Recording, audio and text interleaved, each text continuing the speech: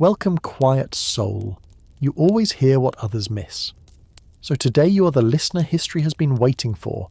Today you are Louis XIV and Qianlong, two radiant suns blazing over the feudal skies of East and West. Your glorious conquests have been sung through centuries, immortalized in every chronicle and gilded ceiling. But the smaller matters quieter, darker more, bodily ones who dares speak of them. And before we dive in, I'd love to know, did anything in this story strike a chord with you? Stir your curiosity, drop a comment below. Who knows? Your thought might just become the little treasure the whole community will want to dig up. And hey, if you're enjoying this, don't forget to like, share or hit subscribe, because sometimes a single click can send 100 amazing stories rippling outward. The maids, eunuchs and concubines who once served you have long sealed their lips, some out of duty, most because gold buried them before their secrets could rise. No one lived long enough to whisper to the future, but you remember. Even as the Son of Heaven, the light of the world, the eternal flame upon the earth, biologically you are still a human body. And human bodies have needs that aren't exactly majestic. Let's go back to the 17th century when Versailles was still young, a palace clawed from marshland and gilded with ambition. You return from the hunt cloaked in smoke and fur, dragging your prize behind you. In one hand, the bloodied head of a stag. The afternoon sun sets fire to the veins across your forearm. You look like a war god sculpted in flesh. And then as you step past the gate, a familiar scent strikes. Not lavender from Provence, not burgundy wine, but something far riper, far earthier. A stinging, humid stench, thick with ammonia, and the melancholy of old sewers with no names. You wrinkle your nose. Your courtiers flutter around you like spilled oil. One praises your aim sharper than any cannon. Another marvels that the shot between the stag's eyes surely portends a bountiful harvest. But you're no longer listening, because your left foot has just gone squelch. Leather meets stagnant water and the ammonia rises in a ghostly spiral, a silent but stubborn greeting. You stamp your heel down like claiming territory, then cast a cold glance to either side. No one laughed. Of course not. Who urinated in the left courtyard? You asked not loudly, but each word slicing through the silence like a blade. The answer was a stillness so sterile it could have been framed the kind of silence only royalty can demand, where even a cough might be considered treason. You grew furious, ordered the attendants to clean the courtyard at once and to increase hygiene inspections throughout the palace. Versailles, capital of light and order, could not afford to reek of the human. Then came court session. Petitions were brought in. Reports read aloud. The air thickened like unset cement, brittle to the touch, dangerous to disturb. Even breathing wrong could feel like a crime. And in the midst of it all you felt something shift, not in politics, but in your gut. A biological tide was rising. You sat majestic on a wooden chair carved with elaborate motifs and draped in red silk, trimmed with gold, a throne in miniature. But unlike your official seat of power, this one had a hole in the middle. Yes, this was no misfiled furniture from the royal storeroom. This was the chaise percée, the king's personal commode, a sacred part of the daily routine. You were listening to ministers and relieving yourself. The chaise percée wasn't merely an object. It was a philosophy, a symbol, a declaration carved in wood and plumbing that in Versailles, greatness never pauses, not even for the bowels. One minister read aloud from the province of Brittany. His voice was steady and reverent like a prayer over an altar, the scent beneath you not so steady. And yet, no one flinched. No one cleared their throat. No one subtly stepped back. No one dared look down. You were Louis. Every whisper from your body could be interpreted as state policy. If you passed gas during a hearing, the council might spend 3 days debating whether it signalled approval or dissent. The chaise percée had no plumbing, no insulation, but you needed none of that. Because in Versailles, the only thing that masked a smell was reverence. Beside you, a eunuch waited with head bowed. He was of minor noble blood, for only those with noble lineage were permitted to serve the emperor, even in the role of royal waste handler. His job, wait for you to sit, wait for you to rise, then with impeccable grace remove the porcelain chamber pot and quietly dispose of what remained without sound, without expression. He performed this task several times a day, and each time you did it in front of a nation. Sometimes you wondered, could ultimate power be nothing more than the ability to release oneself mid-council and still be seen as wise? You let out a soft chuckle, one that never reached the air. Because in this palace no one laughed, especially not when the scent in question was your own. and that scent a curious blend of damp Versailles, timber, sweat-soaked linen, noble excrement, and a faint hint of existential despair from the bottom of a porcelain pot hung in the air. Everyone could smell it. No one dared name it.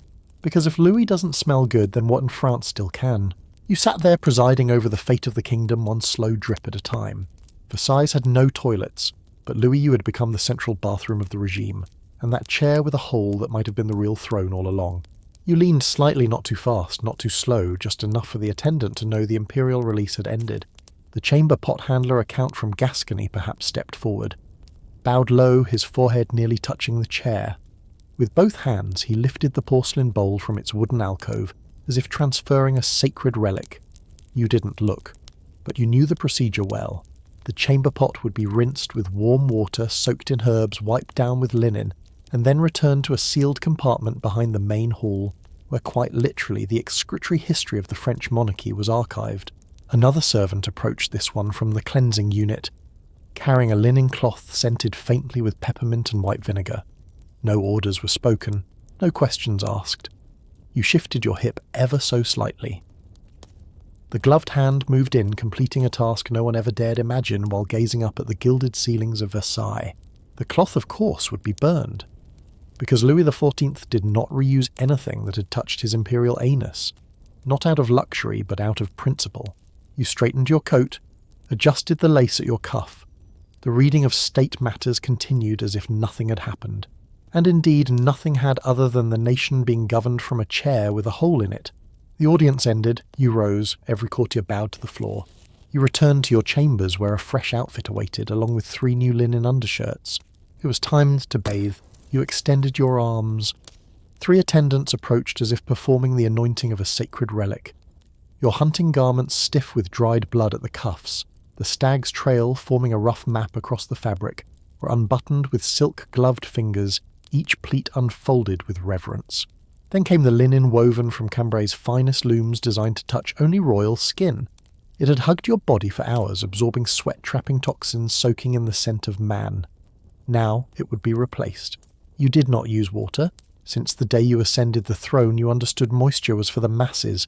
They washed in wells, bathed in streams, lived by the old belief that cleanliness came from scrubbing. But you, Louis, you cleansed with linen. Cleanliness in your world was not of the body, it was of hierarchy. They said water carried disease. You did not disagree. Every time Paris flooded, a new plague followed. But here in Versailles, you controlled everything from the national treasury to the sweat on your own neck. The second undershirt came off damp at the nape. You didn't flinch. You merely glanced toward the bronze mirror. Reflected was a pale, slender figure white as melting candle wax in a cathedral. A body cleansed not with water, but with courtly discipline and a belief in absolute order. The third shirt was donned. 3 layers of linen, 8 hands, 1 purification ritual waterless. The cloth was dry, but the scent of peppermint still lingered around your collar. You inhaled deeply, a bath by olfaction. And as always, the ritual ended with a powdered wig lace stockings and a thin dusting of face powder across your brow. You straightened your spine. Your lips pressed together as if pondering policy, but really you were just smelling yourself. Your shoulder, your neck, the bend of your elbow, the power points of any commanding scent. You were satisfied. The scent was fine, meaning a soft haze of peppermint, ambergris, dried orange peel, a drop or 2 of musk, a hint of brandy, and a trace of unnamed anxiety. Versailles was never clean, had never been clean, but it smelled like something, and sometimes that was enough to cover the truth. You once said, "I'm allergic to the smell of people." That wasn't poetic metaphor, it was a political diagnosis. Under your reign, Versailles housed nearly 10,000 bodies living, breathing and excreting inside a palace with no toilets. Hundreds of litres of urine and feces were deposited daily beneath staircases, behind doors, in shadowed corners, or for nobles right under their canopied velvet beds. The walls were stained, the floors slick, the curtains heavy with time and suspicion. You had stepped in a puddle of urine just after returning from a hunt. You once pulled open a drape and found a dead rat floating in a teapot chamber pot. You had sat through council meetings and suddenly realised that the stench wasn't coming from your ministers, but from your own woolen socks. And so perfume was born. Not from romantic Provence, not from shimmering glass ateliers, but from desperation. People crafted perfume the way their ancestors made talismans against evil. Cloth was soaked in scent. Silver pomanders filled with powdered herbs dangled at noble hips. Gloves were drenched in fragrance not to seduce but to survive among the walking multitude. You, Louis, had an entire team of scent artisans, people who lived by their noses. Each morning they tended to your body like embalmers preparing a sacred statue. Navel 2 drops, wrists 1 on each, behind the ears 1, forehead optional depending on humidity, and above all the wigs. You owned over 10 wigs rotated by ceremony, by guest, by nation. Each was steeped in its own custom fragrance, a rose-scented one for domestic court, a leather-scented one for hunts, and one infused with strong liquor and star anise reserved for receiving Ottoman envoys. You wore them like perfumed crowns. Versailles began to smell nice, but it was the kind of nice that embalming fluid is crafted not to attract but to overwhelm. A scent not for love but for staying conscious. And as with everything in the palace, scent became a form of power. Those who smelled better sat closer to the king. Those who couldn't handle the smell were exiled to provinces or stables. You, Louis, turned something once used to mask dead rodents into the signature of elegance.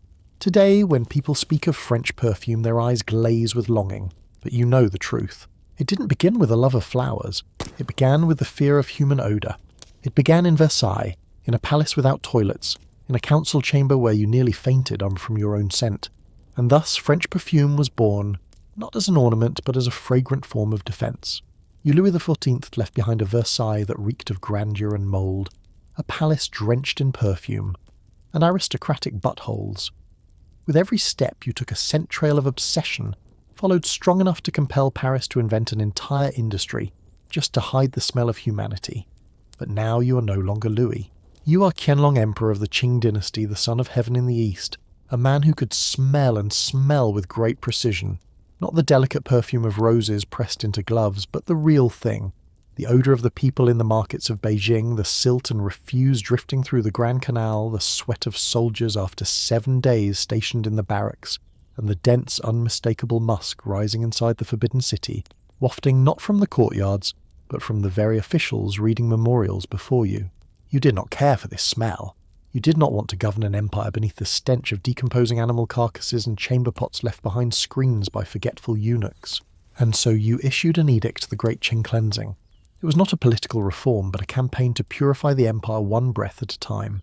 From the Forbidden City to the outskirts of the capital, any suspicious smell was treated as a kind of invisible treason. You could not control every man's heart, but you could control the air they breathed. You ordered every palace floor relayed with smooth slate easily washed impervious to stains.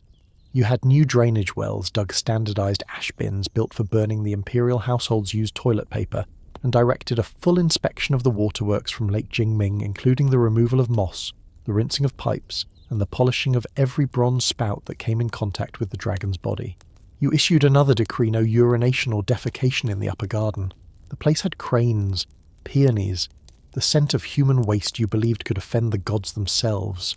And of course you declared attendants must be fragrant. Fragrant meaning they must have no scent at all. If they did, they were to bathe. If they still smelled after bathing, they were to be replaced.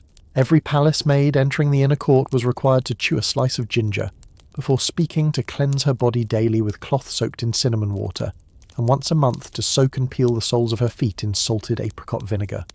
These were not spa rituals. They were olfactory protocols, calibrations for the emperor's nose. You did not leave behind a Versailles masked in scent. You left a forbidden city where even the idea of human odour was buried under layers of ritual and control. Versailles used perfume to deceive the senses. You used power to reshape what was permissible to perceive, because to you dirt was insubordination, and smell was proof that order had failed. You opened your eyes not from nightmares, not from noise, but simply because the hour of the rabbit 5 to 7 a.m.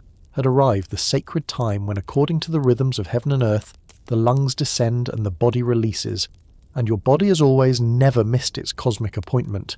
You are the Qianlong Emperor. Your body is not for pleasure. Your body is a map of the cosmos, every meridian aligned with celestial rhythms, every organ governed by the breath of earth. And now, during the hour of the rabbit, when the lungs descend, it is time for elimination. You are neither rushed nor idle. You simply rise like an ancient bronze bell that tolls not by hand, but by destiny. No call is made. Yet beyond the silk screen, 3 attendants are already kneeling. One holds your robe, one places your slippers, and the third, the most important, cradles a camphor-wood box bound with golden cloth. No one dares open it, no one speaks its name, but everyone knows inside lies that which none wish to face, not even the Son of Heaven. You walk slowly, silently, through silk veils, past lacquered screens, into a chamber without an official name, though in hushed tones those within the palace call it the room where wind does not pass. No lamps, no incense, only the faint glow of an oil flame dancing inside a porcelain lantern, its light flickering across black lacquered walls like ripples on still water, as if the room itself were keeping your secret. The seat is carved from purple sandalwood, its surface inlaid with smooth white Dehois porcelain, sleek, clean, and faintly warm thanks to a hidden brazier nestled beneath. A quiet warmth offered without display. You do not sit, you kneel, lightly upon a silk cushion. Then and only then do you lower your body without haste, without strain, as if entering meditation where every movement is ritual. No splash, no sound. Your waist falls into a blue and white porcelain chamber pot pre-lined with ground cinnamon, dried pomelo blossoms and a pinch of powdered sandalwood. There is no stench, no echo, no trace.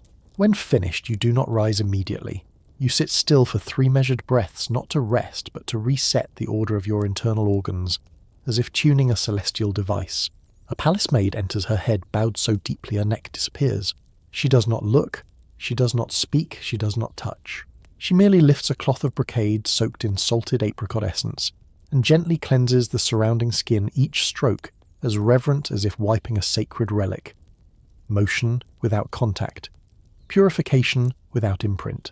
The cloth is sealed in a silk pouch passed to the attendant who holds the camphor-wood box.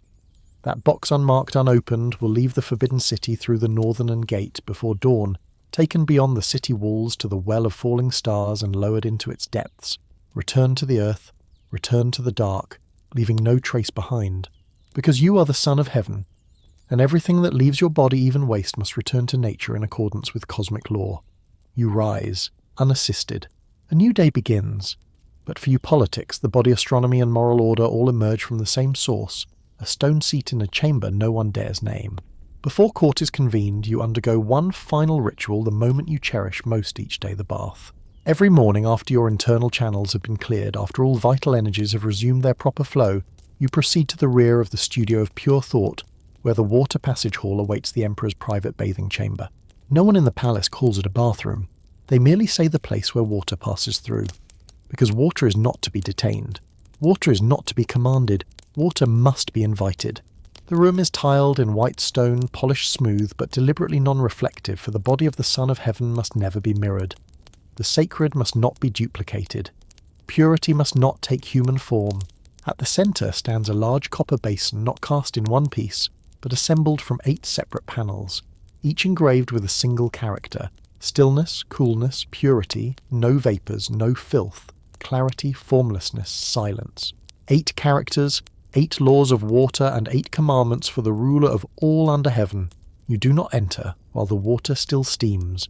It has been drawn from the heavenly well, boiled over bamboo charcoal to prevent smoke, and allowed to cool through 3 stages, first to a gentle heat, then to a soft warmth, and finally to the clear coolness of spring water, freshly freed from the stone. 3 handmaidens await. They do not pour, they drizzle through a sheer silk veil. Water touches skin not as droplets, but as mist. Every contact is filtered through reverence. There is no soap. Only an herbal infusion mint leaves lotus stamen, cinnamon bark, chrysanthemum petals, and a trace of red lingy mushroom. It carries no scent, only depth. Like the sound of a bell heard from across a valley. You sit still upon a sandalwood stool, hands resting on your thighs, eyes fixed on a lacquered screen painted with a serene autumn lake. The image is still, the water is still, you are still. This is not bathing, it is the release of impurity. The first handmaiden wipes your back and shoulders with a silk cloth. The second kneels lower, cleansing arms, chest and abdomen. The third, who never lifts her gaze, completes the remainder. Your hair is never washed. Braided into a queue and smoothed with beeswax, it cannot be wetted daily. Once a month it is ceremonially cleansed with an herbal decoction of soapberry, star anise, ginger and musk. On ordinary days only the nape and forehead are dabbed gently with silk soaked in warm water. The ritual ends with your feet immersed in a basin of betel leaf infusion. Not for long, just 3 minutes.